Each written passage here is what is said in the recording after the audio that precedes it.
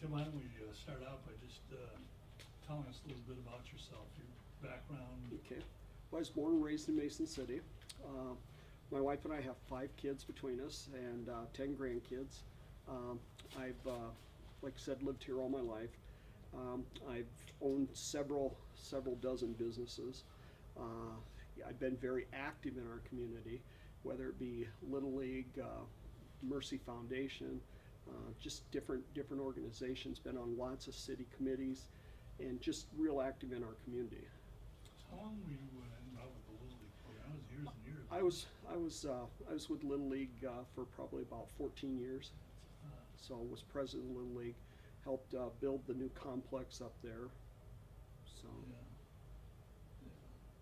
Yeah. And why don't you tell, I'm familiar with it, but why don't you tell the others a little bit about the North End Partnership?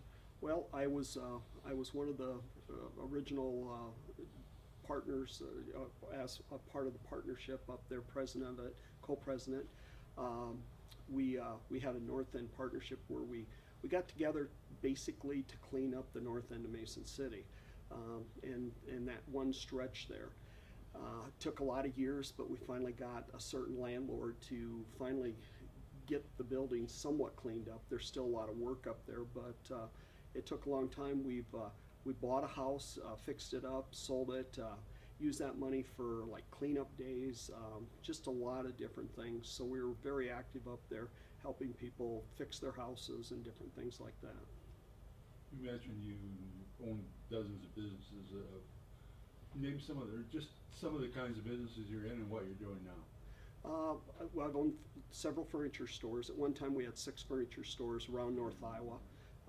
We've been in the restaurant business. We've been in the liquor store business. We've oh God, what else we've been into? We've been in the appliance business. We've owned, like I said, we've owned quite a bit. We own a lot of rental properties in Mason City and commercial properties in Mason City and North Iowa. And you're in real estate? I'm in real estate right now. I still own the Furniture Mattress Outlet, but I don't work there. The fellas that have been with me for 30 plus years, they run the store, and in a few years it'll be their store. And what's your newest venture downtown? We have a event center. It's a small event center that people can come and rent and use. We bring comedians in and we do different things. It's called the Main Event. It was an old building, which I love to do. I like to take old buildings and rehab them. And so we rehab this and we use it for events and that. It's for rental and stuff and benefits and things like that. Some of the other things we've done is we've done a lot of land development. If you go out east by the Hy-Vee East there, I bought the old Elko building. We rehabbed that building years ago and had a furniture store in it, but we also bought all the property out there that was vacant land, and we developed all that and sold those off. We built the car wash out there, which we don't own anymore, but we developed all that land. So we've done a lot of that. All right. The first question is, Supervisor has recently rejected a proposal for a hog confinement plant near Ventura, even though it meets state specifications. The DNR has overturned that decision. The county is having an appeal hearing this week. What's your view on that? Well, I think in this case they probably made a good decision. I'm not going to say that we shouldn't have hog confinements, but I'm going to say in this case it bordered a state wetlands and also a private wetlands, which I actually own a couple wetlands that we've developed. We've bought some old farm ground, taken it out of production, and made wetlands out of it. And one of ours is probably about 5 miles away from where they were going to build this last one. So, but I think at the same time, you have to remember the supervisors have only turned down 2 out of the 9 that have been proposed, and 1 didn't meet the matrix number, so that was a no-brainer. And this one, of course, it was going to be on not very good ground, so it was not production ground. From what, sitting at the meetings, I know as much as that. But, I think they made the right choice on this one. Do you think there should be local control on something like that rather than state matrix? I think the state should, or not the state, but the local should have control as to what's going to be built in our areas. But, you know, I guess you can't blame the supervisors right now for any of that, because until the state legislature changes the rules, their hands really are pretty tied. You know, they can say no, but the DNR, as they've done in this case, will overrule it, because it's pretty much tied to the matrix, and if you hit that scoring point, you're pretty well assured you're gonna get it. Okay. The supervisors, including your opponent, take a lot of pride in the fact that they've held the taxes in line over the last several years. As you look at things, are there any circumstances under which you would advocate a tax increase, something needed maybe in the county that should be addressed? Well, that's a tough question until you know what it might be. But one of the things you have to remember is the tax levy is really, it's not a fair way of saying that they haven't raised taxes, because if all of us sitting in this room, if you live here in Sarasota County or Mason City, know that your tax assessments have gone up, so your taxes have gone up.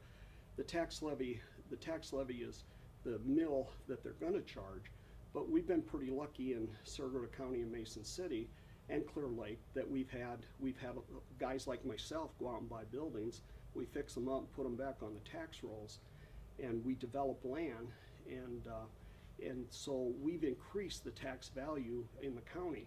So to say that you haven't raised the tax levy is not a very good way of saying you haven't raised taxes, because taxes have raised.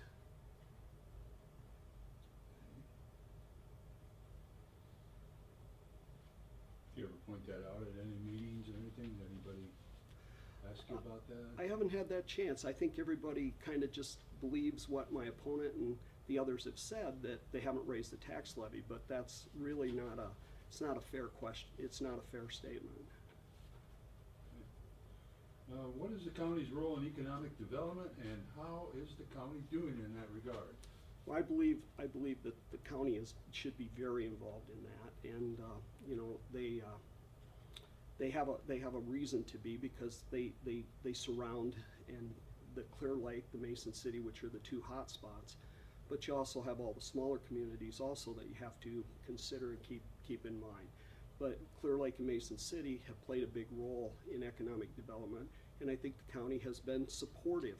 But I think the county could step up a little bit and work toward making it even better. How so? Well, one is, I think that the Clear Lake Mason, one of the biggest challenges we have in Mason City and Clear Lake and North Iowa is population. You know, our population is aging faster than everybody wants to admit.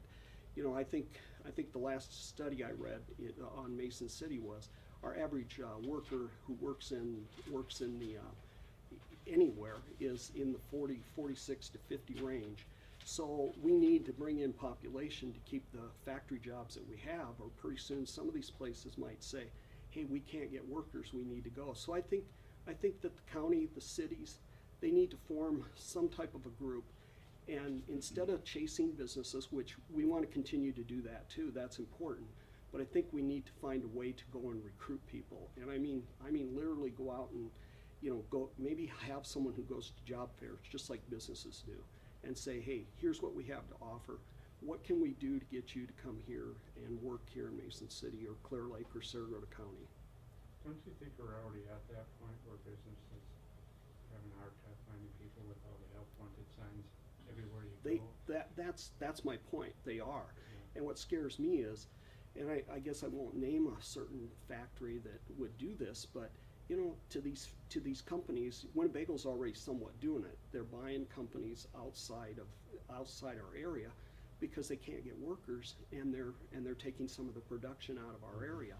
That scares me about several of the manufacturers we have in Mason City, and you know, if they can't get workers, they've got to build their product, and it scares me that they may say, you know, for somebody like Winnebago or Curry's or something, their plants they're old and that anyway. They could literally close those up and move their production somewhere else, just like IMI did and some of the others that have been here in our past. So I think we really need to work hard for recruitment. What kind of businesses do you think we could try to go after to get the younger worker here? You know, we all want those tech jobs. Everybody in the United States, and everybody says, we need those jobs, we need those jobs. But like I said, everyone in the United States is doing that. We should be very fortunate that we got McKesson over at Clear Lake. You know, I mean, I know a lot of hard work went into getting that here, but it'd be lovely to have those jobs.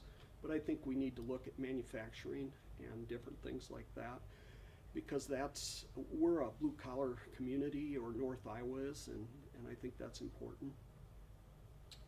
How did you feel about the Prestige thing when it was going on?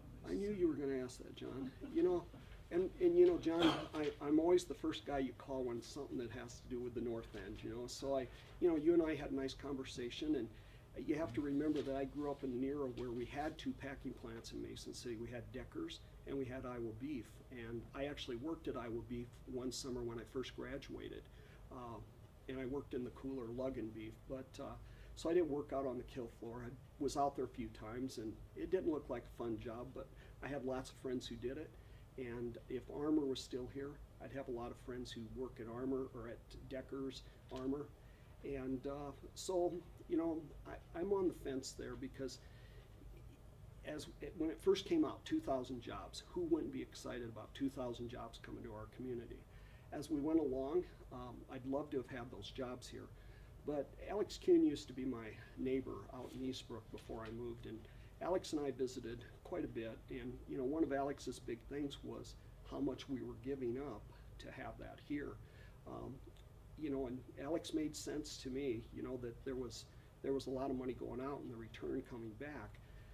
You know, so there's kind of a you know, that balancing act there, as Alex would call it. And so I'm not sure how I would have voted if I had a vote to do that. You know, I went to the meetings, I listened, I spoke at the first meeting, because like I said, 2,000 jobs and the $40 or $80 million income coming into our community, that was huge. Do you think it would have possibly passed if they would have slowed down the process? You know, I think that's kind of a miscommunication there. I'm not sure that you could have slowed it down any slower than they really did it. I mean, I don't know what more you could have done. I mean, you had both sides who gave opinions. You had experts who came up here and said, and you know, you could Google all day long and you can get two different ideas. So I'm not sure you could have slowed it down much more. I think you know, the people who were against, the people that were for, I think they both presented their case, and I think the city council did what they felt was right, and I totally support what they did both ways. I think we may have touched a little bit on this in some of your previous answers, but what would you say are the two biggest needs that Saragordo County has right now with respect to things that the supervisors can do, and how do we accomplish them? Two of them is, one, I think they can help with community, or with development. I think they can help with the population thing, working on recruiting. And one of the things that I got a lot of comments for when I was out knocking out in the country at farmers' doors and things is roads. You know, fixing the roads, fixing the culverts that are out there, and the bridges that are kind of, they've been there since the 40s and 50s, some of the little bridges out there. And those need to be addressed. But that costs money too. It does cost money, but you know, I think if you go and you do some checking, John, and I've only done this slightly, but we're pretty well funded in a lot of our funds here at the courthouse. And from what I did some research as far as what the state requires you to have and what we have, and a lot of the funds were overfunded. So I think they could take some of that money, and you know, you always like to have a rainy day fund, and I agree with that. But I think there's some money there that some of that stuff could be done. How big a problem are the roads and culverts? Is it countywide, or? Well, you know, as I was out there, Tom, driving around, and I was out there, you know, right after the flood area, and you could see where some of them have washed out, and the culverts are the old metal culverts where they're going and they're putting a lot of the cement boxed ones in, and I think they need to do that to make it so the water can flow faster. Seems like we're having heavier rains these days and things like that. Is it totally through the county, you think, or is it in certain spots? You know, I traveled just the area between Mason City and Rockwell. Okay. That's my part Gotcha. to do that. But I know I came to several washouts, you know, and I probably missed a lot too. Okay. All right, last question. Pretend we are undecided voters, tell us why we should vote for you. Well, I think first of all we need some fresh blood. If you know anything about me, I'm a doer. I get things done.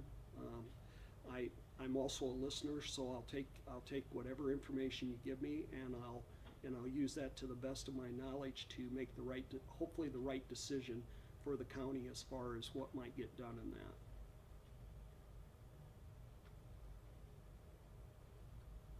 What kind of issues do people bring up when you campaign, go visit them?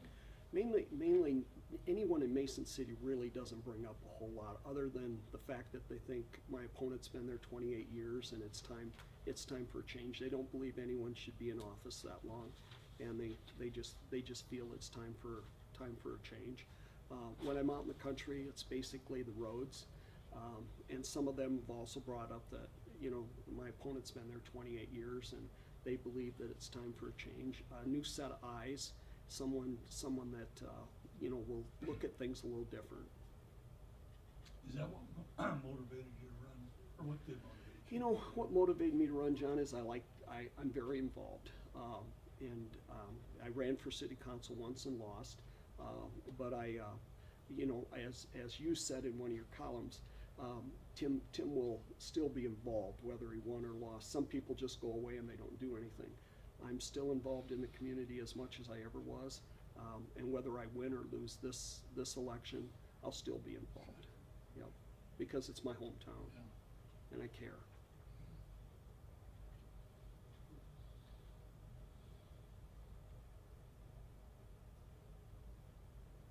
Anything else? Great, well, thank you guys. I appreciate it. That was pretty painful.